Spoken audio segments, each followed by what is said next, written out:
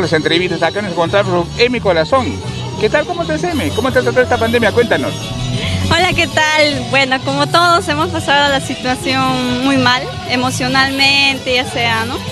Pero gracias a Dios todo bien, sí. Me imagino que se extraña todo esto del parque, de estos sitios, se extrañan los escenarios. Bueno, sí, ya nos estamos reactivando porque también de esto, ¿no? Vivimos como los músicos, también hemos perdido muchísimo trabajo, entonces estamos reactivándonos, sí. Dime, ¿y esto es todos los días? Cuéntanos, ¿cómo es que están acá en el parque?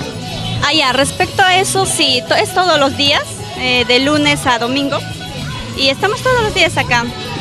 Nos pueden visitar de sábado y domingo, ya que hay más gente, ¿no? Entonces estamos acá todo el tiempo.